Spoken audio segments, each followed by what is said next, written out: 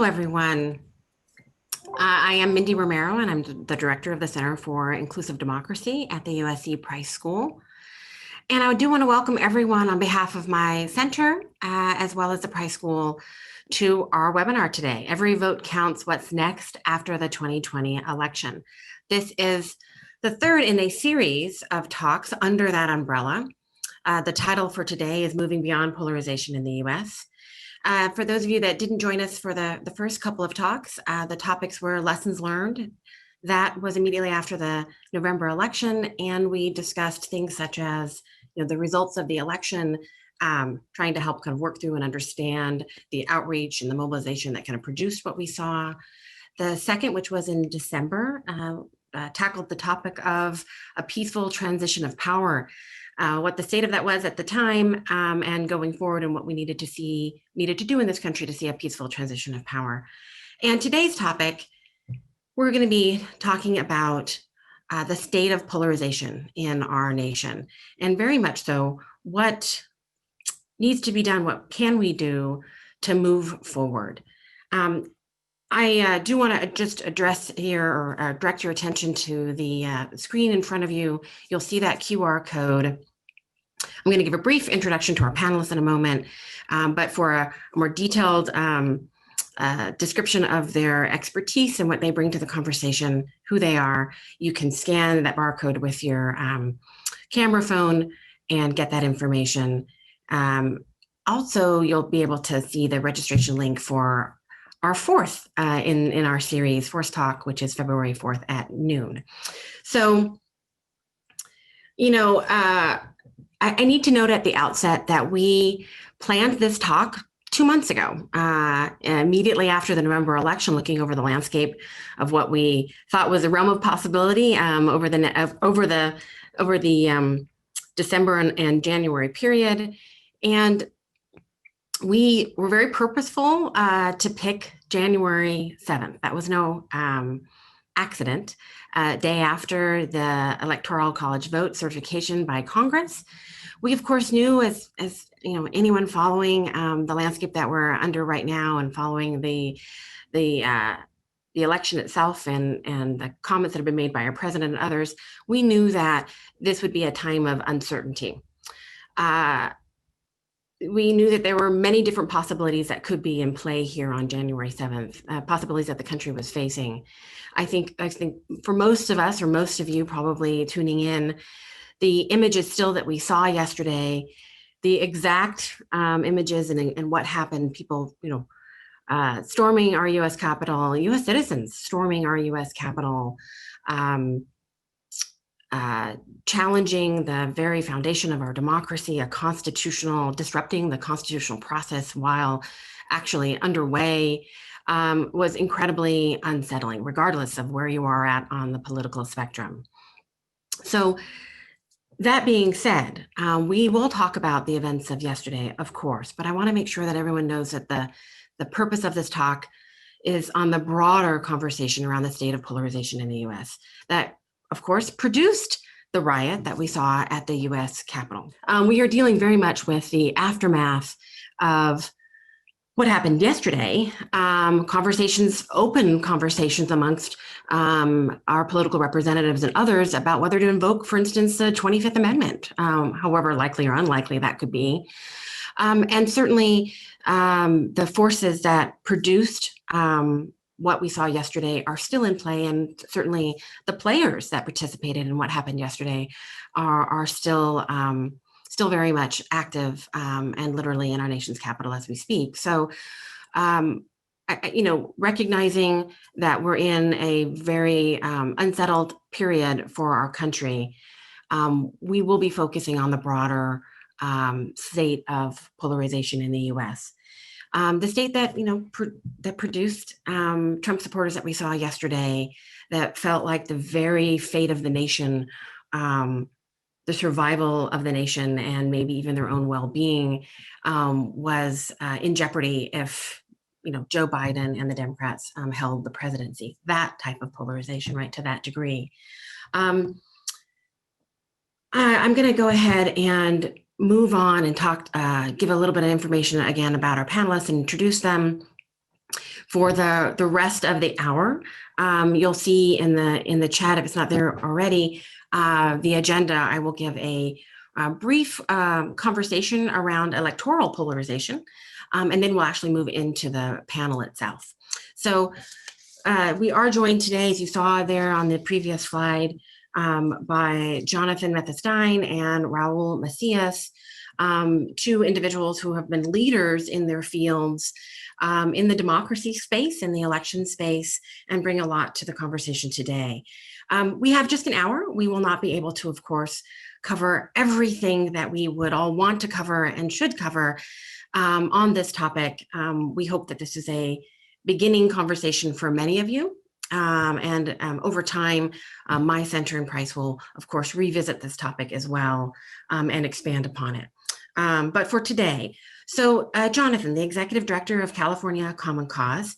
Jonathan is a civil rights attorney, longtime democracy reform advocate.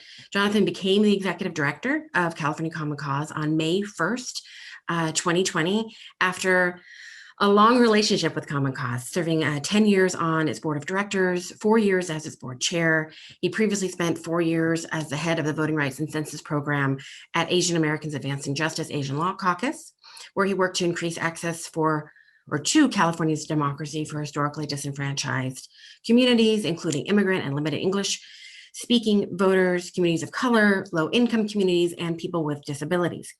His work at AAAJ ALC included California's passage of the strongest state-level law in the nation, ensuring language access in voting, multiple appellate litigation wins that expanded access to democracy for communities of color, 5 poll monitoring programs, including the nation's largest in 2016, and several community organizing campaigns that won better election systems at the local level for historically disenfranchised communities.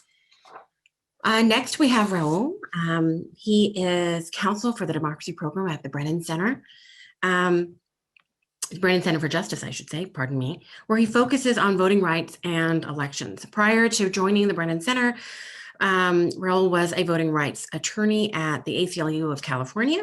Prior to the ACLU, he worked at California Advocates for Nursing Home Reform, Legal Services of Northern California, and the California Budget and Policy Center.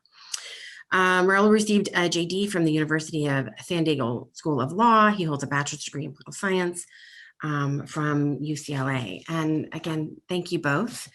I'm going to go ahead and transition over and give my brief comments around electoral participation, and then we'll open it up for the panel itself and have the panel conversation. So starting off the conversation today, I'm going to focus in specifically on the 2020 presidential election, right? Our overarching series is about every vote counts. What do we do after this election? How do we make sense of the election on a variety of topics? And here, we understand that the election result, the close election result, is an example of the state of polarization in the United States. And that close election result has also led to an opportunity to further stoke divisions, right? Literally with the very inaccurate information that has been put forward regarding the events of the election, with the flat out multiple lies that we have seen around the results of the election and fraud, statements around fraud and so forth, but used really to stoke further division and distrust, not only in our institutions, but I would say, amongst all of us. So let's talk about really what really happened in the November election. So a lot of the narrative has been that it was so close, and on election night, the days immediately after election night, when it was clear that the results were as close as they were, many Americans were trying to make sense of it. How could it be so close? That many Americans, really, regardless of your political affiliation, were hoping for something more definitive, right? A clear, strong victory for one presidential candidate or the other, for Trump or for Biden. We know that we saw record turnout. We know that the highest turnout since 1900, using actual voter records, and these are supplied specifically from the U.S. Election Project. Almost 67% of eligible Americans turned out. Yes, we don't want to see that number be higher, period, for any election. But yes, 67% is a record since 1900. So in and of itself, that's a good thing and a positive thing coming out of the election. Many Americans were mobilized, felt this election was highly salient. They were reached and outreached to, and they showed up at the polls or cast a mail ballot. But nearly 50% of Americans did cast a ballot for Trump. That was a little more than 74 million actual voters. The second highest number of votes ever for a political candidate, right behind, of course, Joe Biden at about 81 million. And millions of Americans were left, and commentators and others, right, left with wondering how half the country could support a candidate whom the other half of the country found viscerally unacceptable prior to election day and still, right? How could it be so close? So one missing critical factor in many of these conversations is that it wasn't really half of Americans that chose Biden over Trump, right? Or didn't choose Trump over Biden. We need to account for the fact that about roughly 85 million Americans who were eligible to vote, adult citizens, didn't actually turn out. If we add these voters into the bottom line, if we add these voters kind of into the mix, into the count, it means that Trump received about 31% of all the country's eligible voters, votes from about 31%, and Biden got about 33% of the country's eligible voters. So still split in that sense, but not half. Those who did vote were, as a group, not representative of the US adult population. And that's an important note here. So voters in this election in November were disproportionately whiter and older. This is always the case. Any given election, we know that those actually casting a ballot are going to be, that group of voters is going to be whiter, older, wealthier, higher educational background, and so forth. And the support for Trump varied dramatically by race and ethnicity. So exit polls are always fraught with a high degree of uncertainty, particularly for voters of color and other historically underrepresented groups. But if we roughly take some of the leading exit polls, 58% of white voters, and these are those actually casting a ballot, supported Trump in November in November 3rd election, with voters of color overwhelmingly in support of Biden. Yes, we saw some changes there according to some election polls, but still overwhelmingly voters of color supporting Biden as a whole. In California, where we're all based, right? 47%, according to exit polls, of white voters chose Trump. And that number may surprise many that are tuning in today. If you're in California, how Californians like to think of ourselves as a blue state, 47% of white voters specifically voted for Trump. There are just 4 percentage points that separated white support for Trump versus Biden in November. 4 percentage points. Trump's level of support from white voters in California and nationally remained about the same as it was in 2016.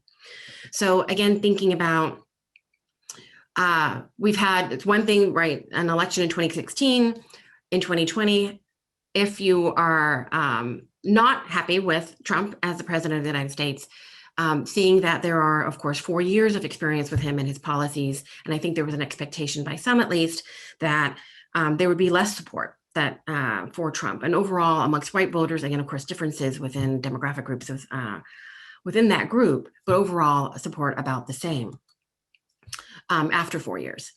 So let me talk a little bit about significant disparities in voter engagement. So again, in any given election, there are significant disparities. So turnout disparities. So for example, we don't have, I gave you the turnout 67% for the general electorate, eligible electorate in November. We don't yet have the data broken out by race ethnicity. So if I use just 2016 numbers, won't be exactly the same, but we know the patterns will hold. The total population, their turnout in 2016 in that general was 61%. For whites, non-Hispanic, 65%. For Black, 59%. For Asian American, 50%. For Latino, 48%. Significant differences just by race ethnicity, right, in terms of turnout. Turnout Disparities produce a non-representative voting electorate that has real consequences clearly for who is chosen, right, at whatever level of government we're talking about, president or otherwise, and of course, real consequences in terms of policy implications for people's everyday lives. And the bottom line, because of difference in support by race ethnicity, if those disparities in turnout were eliminated, the election results would have likely looked very different and would have constituted a much larger mandate for Biden. But turnout is lower for historically underrepresented groups. So I want to talk really briefly here about race and politics. So the US, of course, has long been polarized by race and ethnicity. That's no surprise. Trump's presidency, though, has made more Americans face this reality. For many of us, this has been a reality, only heightened in recent years in terms of the dialogue and conversation. Rhetoric around race is seen very differently, though, by people of different racial and ethnic groups. Many opposed to Trump cannot fathom why anyone would vote for someone they see as trafficking in racial tropes, if not outright racist. And of course, the images that we saw yesterday, race is very much a part of what we saw in terms of the storming of the Capitol. We saw Confederate flags being brought into our nation's Capitol. We should pause on that for a moment. But Trump supporters often report, and not just Trump supporters, but often report that they don't see his actions as racist at all. Whites and people of color see the persistence of racism and its ongoing impact on their communities through contrasting lenses. Now, here I am not excusing, but what I am doing is trying to help us understand, right? When people think, well, how could someone support this person or that candidate, right, on any direction? Whites overall are less likely to recognize the current existence of individual and institutional forms of racism.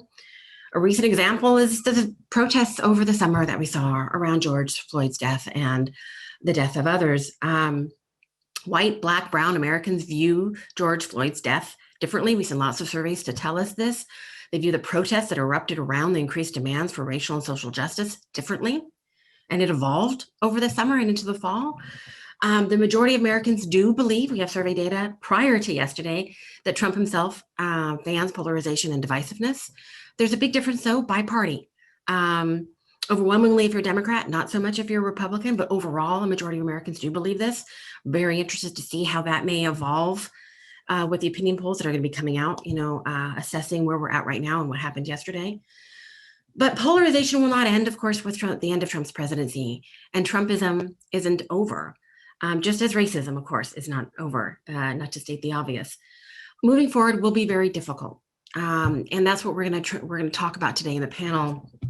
And we'll talk about things like consequences also for the events of yesterday and going forward as a key component of moving forward as a nation, and hoping to see real change and prevention in some sense. Is that possible? What does that look like? And what do we need to get there? So I'm going to move over to our panel now.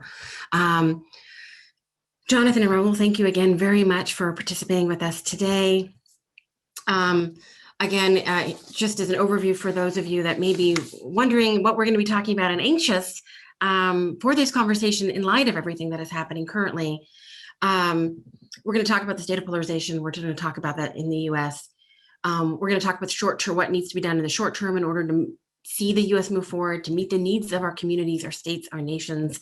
But we're also very much going to talk about the long-term impact for our democracy from this state of polarization, from the recent events as well, and what can be done to strengthen our democracy for the long haul. Jonathan, or actually Raúl, I'm going to jump in here and give you the first question. It's for both of you, but I'll ask you to address it first. Please start our conversation off by giving us your perspective on the state of polarization in the U.S., electorally, beyond, and of course, include your reaction to yesterday's events as much as you can share with us. Great, and thanks for having me, Mindy. So I think like most people, yesterday was a really frightening event. It made me angry, it made me sad, but I also think like a lot of people, for a lot of us, it probably wasn't entirely shocking, and maybe was even predictable that we've had, what happened yesterday was a culmination of really years of the president spreading spreading lies and using divisiveness as a tactic. And a lot of us feared, leading up to the election, that there would be political violence due to this polarization, and that there's an incredibly strong negative partisanship that's continued to grow. And so that combined with these continued lies about the election. As I said, the president has for years, he's been stoking division. He's encouraged racism, and he had, leading up to the election, repeatedly refused to commit to a peaceful transfer of power. And so I think that's where a lot of this fear came from, and to see this mob of rioters in Congress trying to prevent the transfer of power was very chilling, and I found myself glued and sort of watching it all day, not getting a lot done probably. And I wish I could say that I believed that things are going to change with the new president, that's not so focused on polarization as an electoral strategy, but it doesn't look like Donald Trump is going away. And it seems that others in his party are already racing to try to be the next version of him. The polling data I was looking at shows that there's a growing animosity among Americans toward people in the opposing party. And so it isn't just the identity with their own party, it's the identity of being in opposition to people who are in the other party. We also know that the things that drive polarization, like the partisan media that people watch and distrust of media, that we lead to us having a lack of shared facts to move forward on. I mean, also, there's a huge distrust of science by a lot of Americans, and also, the reliance on social media to get information, where there's so much misinformation. It's going to make it harder for us to gain a sort of shared understanding. I was thinking about this past year, where looking at polling during the summer when hospitals were filling up and deaths at the time were reaching a peak from the virus, and you polled Democrats who said that they thought the control of the outbreak was not going well, and you polled Republicans who said they thought things were going well, even at a time where things seemed totally out of control. And we don't have a shared understanding of just even those sort of facts about the world around us. If I'm trying to think about a bright side, I think maybe one is that if you look at polling, when you ask Americans, most do say that they want their elected officials to try to work together to find solutions. And people will say that they want that even if it means they don't get everything they want. I think President-elect Biden, he does have bipartisan instincts, and maybe he seems to see himself as someone who can heal some of the divide, and I think that's a big part of his sort of political identity and appeal to some. And so maybe some unity can come from him also getting some popular things done, some bipartisan things done. Maybe some unity can come from just the different rhetoric he uses, and especially the rhetoric he uses when he disagrees with his opponents. But for me, just at the moment, I think it's kind of hard to feel optimistic that things are going to tone down, because it just feels like, we're at a moment where things are have felt like they're sort of spinning out of control. I think I'll just lastly say, in terms of how this affects some of the work I do. I work on voting rights and in different states, and what I'm expecting is, part of this sort of polarization and the way we see it, how it plays out and how we see elections, is that I fear we're going to see a record number of bills this year across the country that are going to try to make it harder to vote. And that'll be kind of a consequence of this election and the rhetoric and the polarization we continue to see. Thank you, Raúl. Jonathan, would you like me to repeat the question, or do you have? No, not at all. Thank you, Mindy. And thank you for the invitation to join you all today. I'm going to share some data about polarization first, and then I want to complicate our understanding of polarization and think harder about what we mean when we assume that polarization is a bad thing. So first of all, a 2014 Pew study found that the overall share of Americans who express consistently conservative or consistently liberal opinions has doubled over the last 2 decades, from 10% to 21%. And that number has only risen in the time since that study. Partisan animosity, as Raúl mentioned, has also increased substantially over the last 2 decades. In each party, the share that has a highly negative view of the opposing party has more than doubled over a 20-year period. Most of the people who feel that way, who have a highly negative view of the opposing political party, believe, quote, that the opposing party's policies are so misguided that they threaten the nation's well-being, end quote.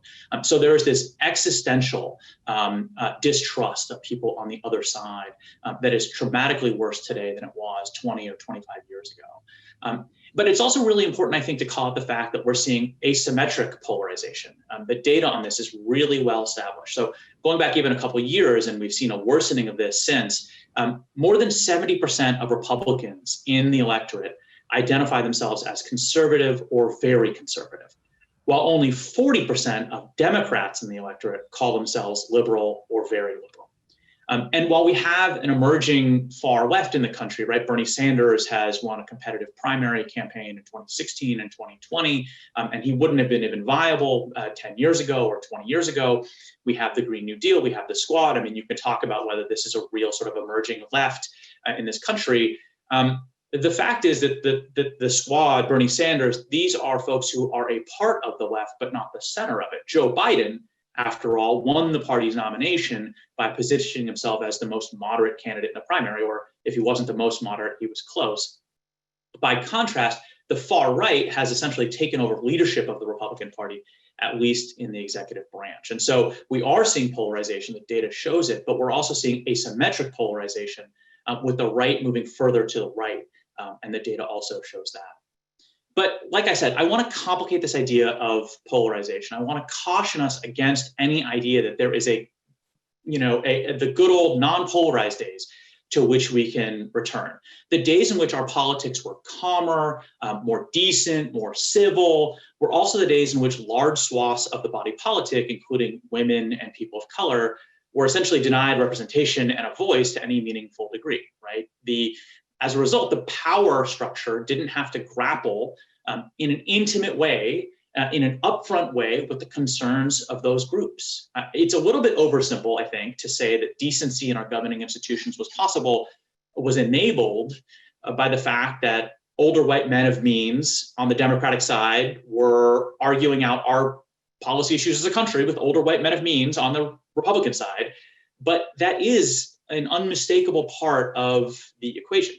And when we said that these men had the ability to disagree without being disagreeable, that their politics didn't get personal, that is enabled at least in part by the fact that no one had to say to the other, my view on immigration is that your parents shouldn't be allowed in this country, which is a thing that you might have to say to somebody today if you're having an upfront, honest conversation about your views. No one had to say, my view on policing is that the grievances and concerns about excessive use of force by our police that come from thousands of people who look like you simply aren't credible and I won't believe them. That wasn't something anyone had to say to a fellow colleague in the Congress 20 years ago, 30 years, well, not maybe 30, 40, 50 years ago.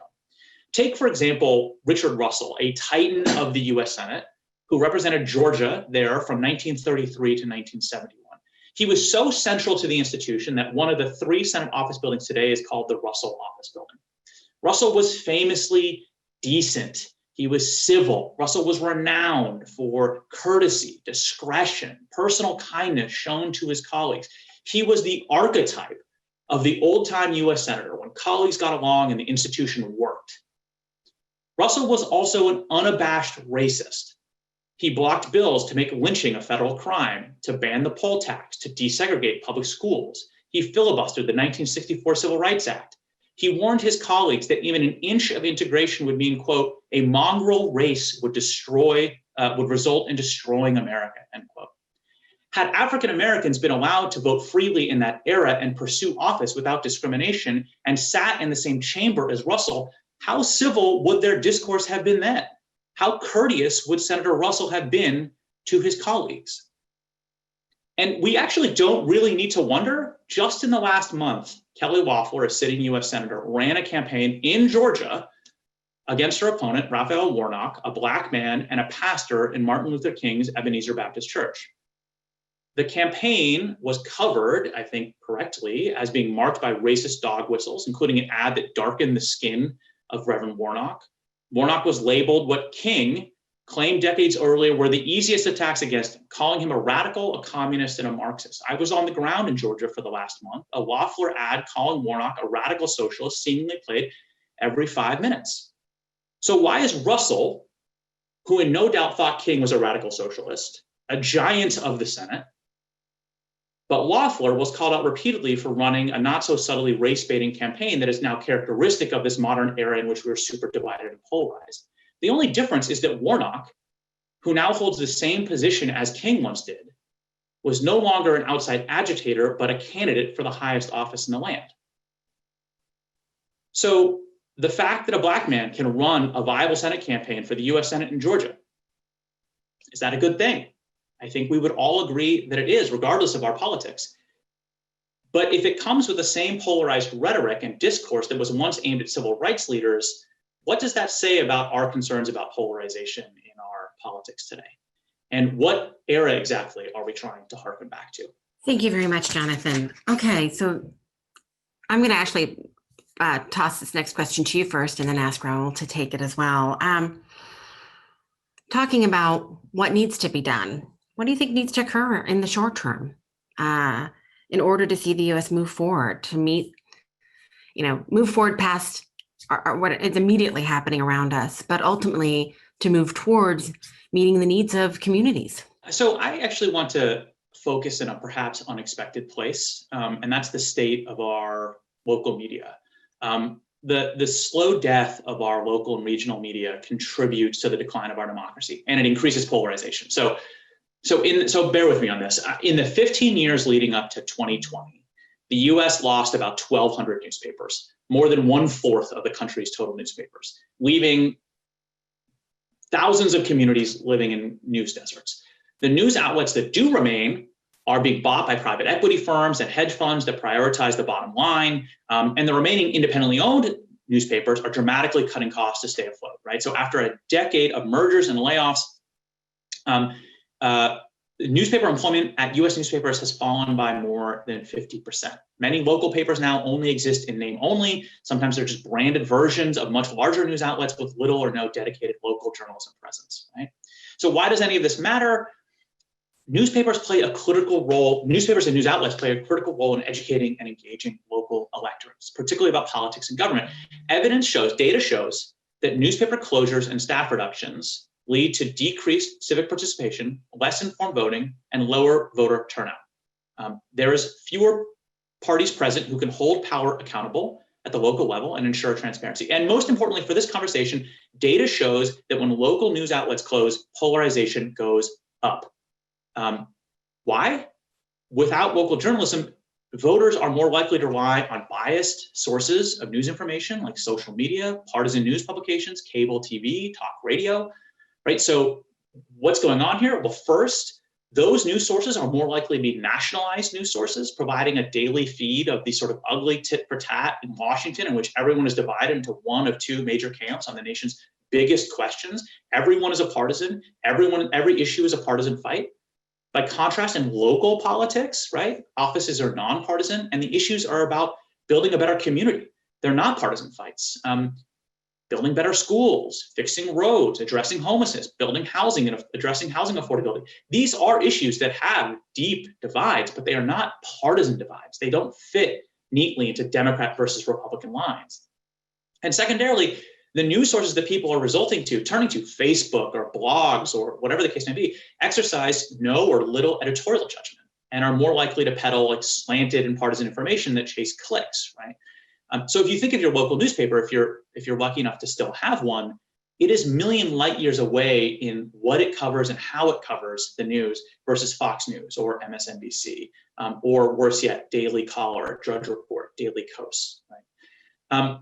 And the closure of local news outlets actually affects the behavior of our leaders. And studies have shown that Congress members from news-rich districts tend to vote in a more nuanced way, and members from news deserts are more likely to be party line voters. And maybe that's not that surprising, right?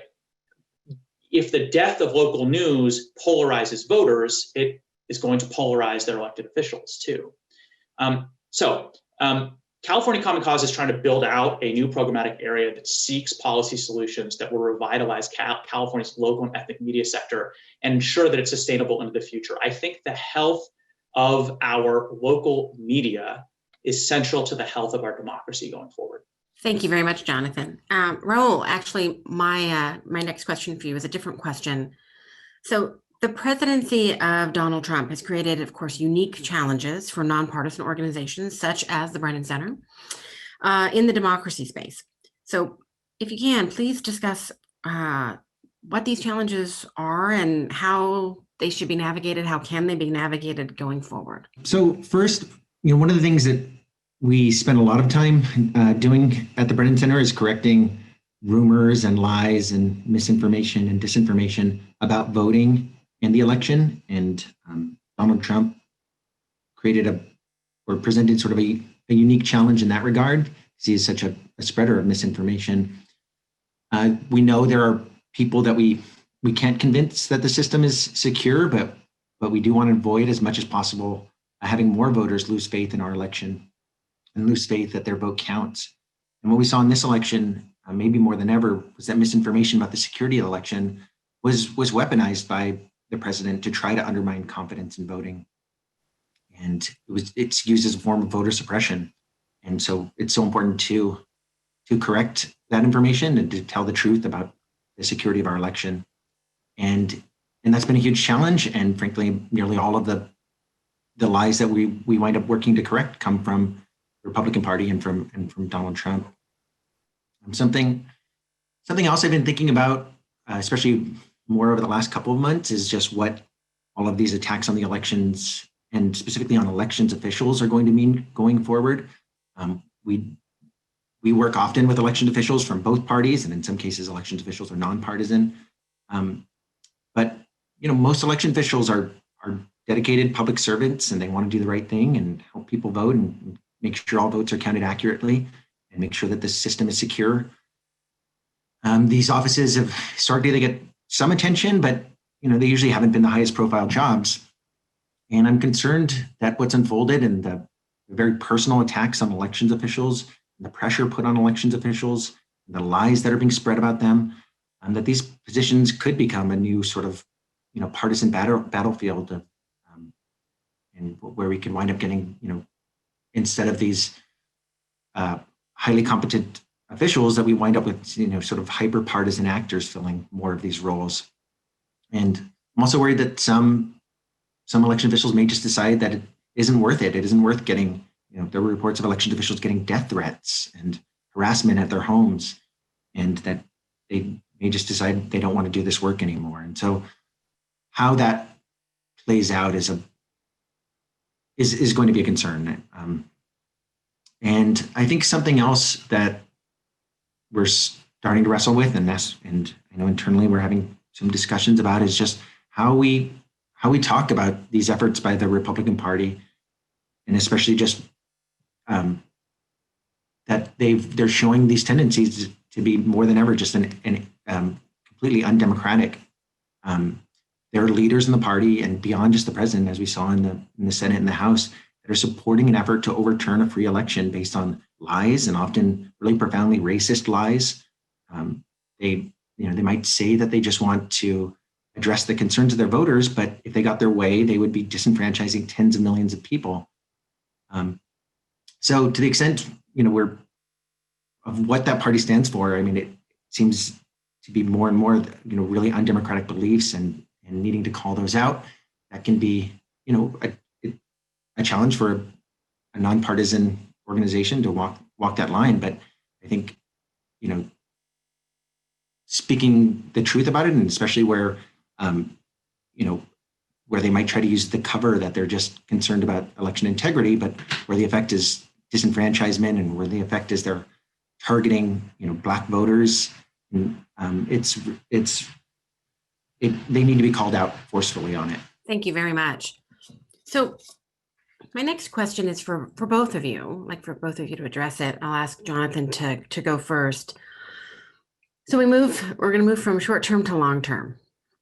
What is the long-term impact to our democracy from the state of polarization in our country today? What can be done? What needs to be done to strengthen our democracy for the long haul? Jonathan, do you want to go first? Yeah, sure. And I know Raúl is going to talk more broadly about what can be done to strengthen democracy in a really multifaceted sort of way. So I'll focus on just a couple democratic reforms that I think can address polarization specifically. The first is redistricting reform. Every state in this country should have an independent, citizen-run, resident-run redistricting commission in which districts are drawn in the public interest and not to prioritize partisan interest. It is California, I am proud to say, with the backing of California Common Cause, passed the nation's first independent citizen-run redistricting commission in 2008. It was used with great success 10 years ago. And in the decade since, it has been emulated in other states around the nation. And by taking the redistricting process out of the hands of politicians who can exploit it and manipulate it in order to maximize advantage for their party, we do a couple things. The first is we put community in the driver's seat of the redistricting process and draw lines based on what the community brings forward as their needs. Community can talk about where they live and where they work and where they worship and where they play and where their kids go to school. And we can draw districts that honor communities on the ground instead of manipulating our communities so that the districts that are drawn ultimately make re-election as easy as possible.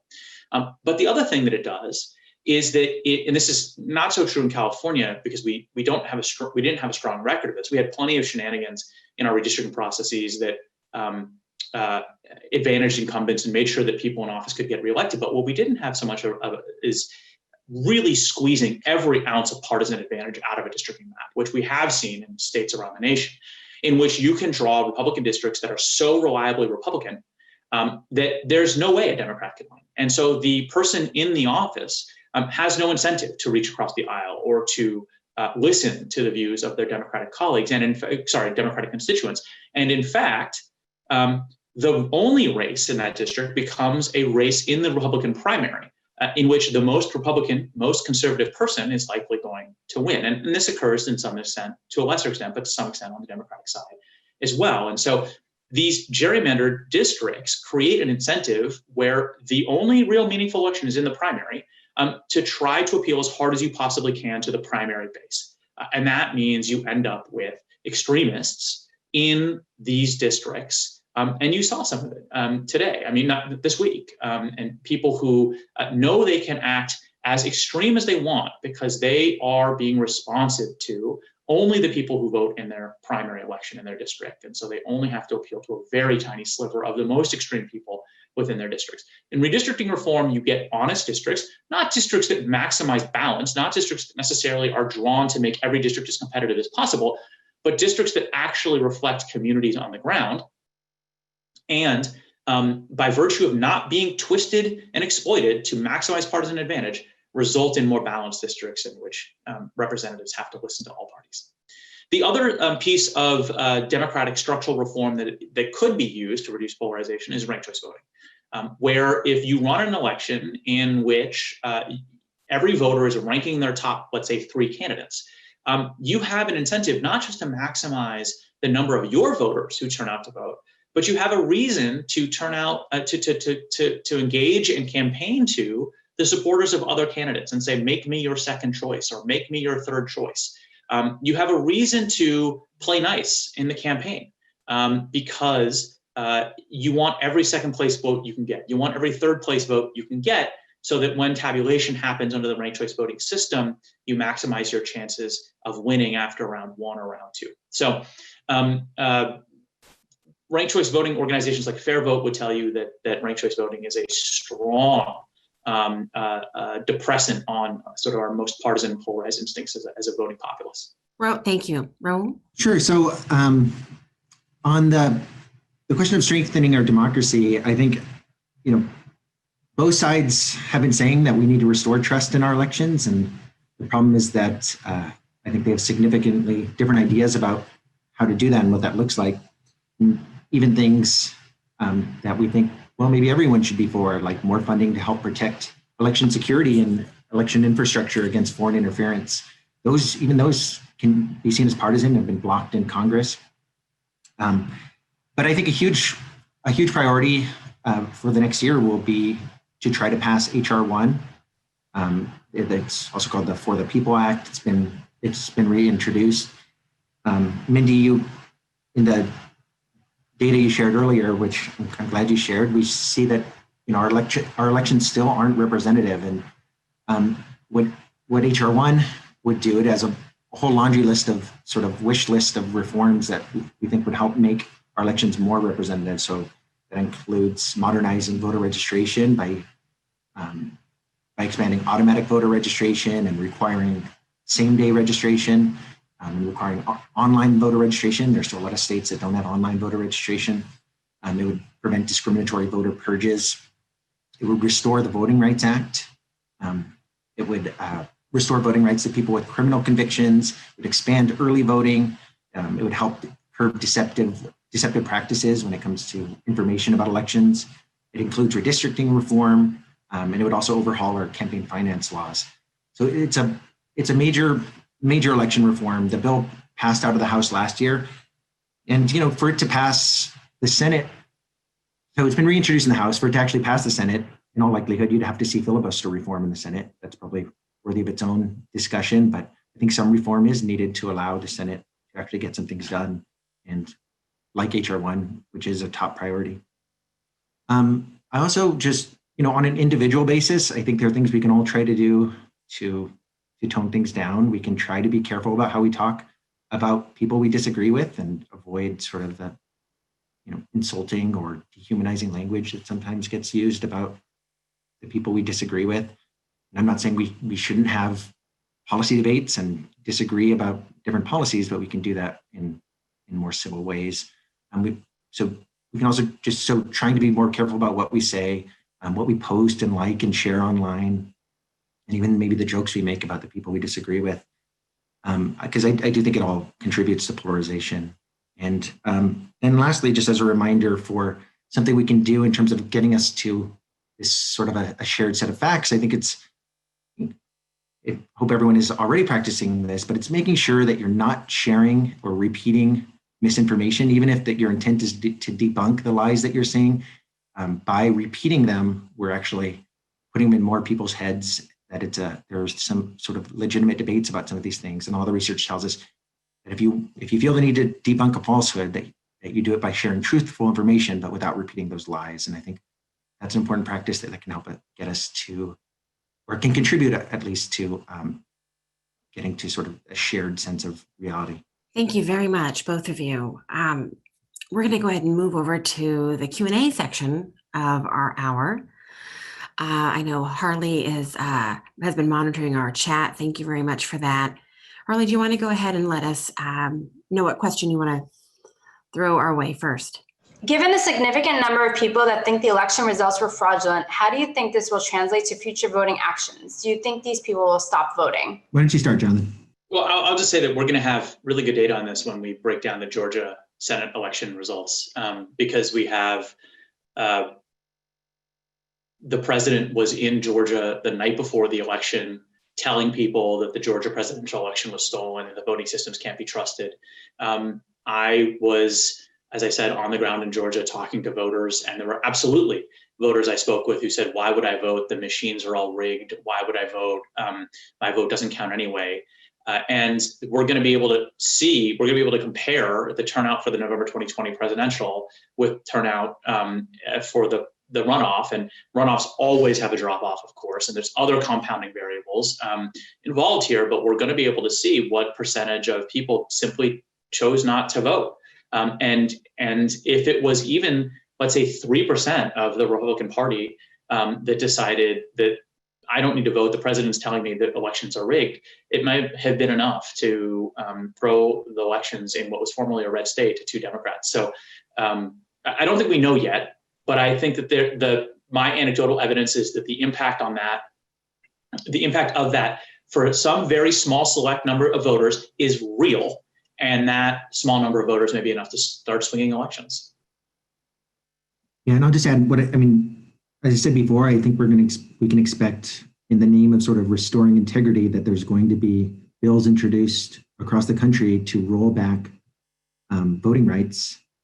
This is one of the reasons why it's important to restore the Voting Rights Act, but also you can keep your eye on this. On the Brennan Center, we have a legislative tracker where we track every election bill in every state in the country, and the good bills and the bad bills. But we are expecting to see, really a record number of bills to try to roll back voting rights. But you can track those on our website. I will go ahead and read another question. Thank you to all of our viewers sending in these great questions. Any ones that we do not get to today, I will keep and we will answer them directly. I'll put my email in the chat so that you can send me any other follow-up questions. Someone asks, I'm passionate about increasing voter turnout. What can be done to increase voter turnout and protect voting rights? Is making voting required possible? What can be done to also protect voting integrity and keep voting a nonpartisan act? I'll go first. First of all, I don't support making voting mandatory. And I will say, as somebody who spends every waking moment thinking about how to make more people vote, it would be a really easy solution to make voting mandatory. But I want to build a democracy that is worthy of people's time and trust and investment, so that we finally show them their vote is worthwhile. I want to do the hard work of getting there, instead of taking the shortcut of making all voting mandatory or voting mandatory by all. In terms of how to increase voter participation, I'll just say that you can look at states like California that have been a model for structural reform that can make voting easier, from vote centers that allow location flexibility when voting, early voting, automatic voter registration. The Brennan Center actually provides a great number of resources that essentially articulate the voting rights wish list and the most effective ways of the most effective policy solutions. But I will also say the most impactful way of encouraging someone to vote is peer-to-peer contact. There is nothing more effective. The data has shown this. There's nothing more effective at getting one person who is maybe on the fence about voting to vote. It's more effective than phone banking. It's more effective than texting. It's more effective than this, that, or the other. Campaign advertising. The most effective thing is peer-to-peer outreach. And so if you ever have the opportunity to talk to your community members and have uncomfortable conversations about why they vote or don't vote with people you've never talked about politics with before, particularly folks who are young voters, immigrant voters, limited English-speaking voters, people who might in some way be on the margins of our democracy, your personal outreach to those folks is the single most effective thing you can do to increase voter participation. Yeah, that's such a great point, Jonathan. We saw that play out in Georgia, where over a decade of registering voters and building up a base and having that contact, what that can do and the effect that can have. And here in California, there are so many organizations that have pioneered it, what they call the integrated voter engagement model, where they're year-round engaging with voters, having conversations with them about the issues in their communities, building that base, building up leadership. So investing in those organizations, volunteering for those organizations is another great way to have that contact with voters and get them to turn out. Yeah, and sorry, I'll just add to Raúl's point about investing. Right, Stacey Abrams spent a decade building the infrastructure in Georgia that resulted in this week's outcomes, if these week's outcomes are ones that you support. Don't donate to voter engagement organizations for a couple months every 2 years or every 4 years. They are doing the work of engaging voters year-round, every year, and they need your support. They don't need an avalanche of funding every 4 years and then a drought for the 3 other years. Please find ways to be sustaining donors to the organizations that are doing the work. Right, and sorry, I'll just add, what's so great about so many of these organizations too, it's that their model isn't built around just the elections, right? They're civically engaging their communities year-round, which is also part of a healthy democracy, not just voting. Thank you both. I would chime in, but I think you both touched on things that I would also emphasize. So we'll move on to the next question. Harley? The next question is, interventions to reduce effect polarization vary based on whether the partisan is far left, center right, or far right. Can you talk about these differences in light of bridge building efforts and how America can heal its divisions? The only thing I would say is the person who asked that question probably should have been on this panel. That's those are details around sort of remediations for polarization that I'm not familiar with. Raúl, do you have a comment? I don't have one specifically on that. I guess I'll just say that in terms of, I know the work we do our best to use messages that are tested and hopefully are tested with in multiple languages, with different cultural and ethnic groups, and making sure that you're using messages that are that are tested to appeal to people and are done in a thoughtful way. But I don't know the right messages for reducing polarization. Another question is, are there any messaging strategies that can be promoted to help use social media more carefully? And this might be our final question, since we have just about 3 minutes left. I'd be happy to put together some resources. There are folks at my organization that specialize in this, and then maybe we can email them out to folks. Specific to this question on social media? Yeah. Oh, that'd be great. Thank you. We can follow up with everybody that attends, at least the Zoom. We also have folks that have joined us on Facebook as well, Facebook Live, but we can, anybody that's registered, we can send out the resources. There are also organizations that do great work, like Common Cause, for example. I'm not sure if they're doing it here in California, but nationally, we worked with Common Cause, and they were doing work in Georgia, for example, where they have volunteers who are monitoring social media, identifying misinformation that's being spread, and flagging those for Facebook or Twitter to get those taken down. Yeah, I'm going to put a link in the thank you, Raúl, for flagging that. I'm going to put a link in the chat that is a link to our website for our disinformation work, our online disinformation work. And you'll see it includes resources for what elections officials can do, what lawmakers can do, what social media platforms can do, and what the public can do.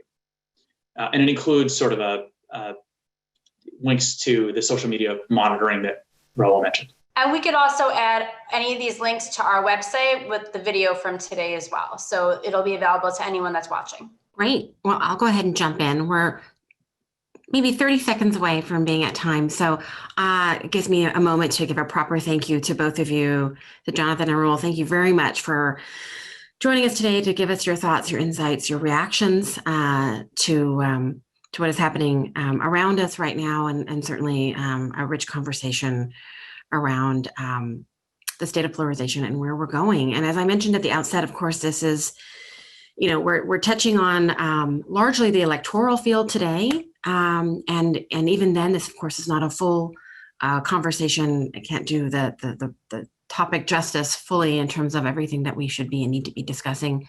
But hopefully this was a good start for many people. And we hope in the future to come back and to continue this particular topic in future webinars. So to be continued there. Thank you everyone who joined us today, either through the Zoom registration or live on Facebook. We do have, again, as a reminder, February 4th, our next webinar, and that one is specific to that high voter turnout that I mentioned in my comments. Is this potentially the start of a new period of turnout, high turnout in the United States? What would it take for us to see these levels of turnout, high levels of turnout sustained? What does that look like? So we'll have a rich conversation around that. Thank you all very much.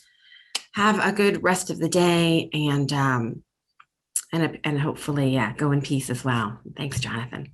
Take care, everyone.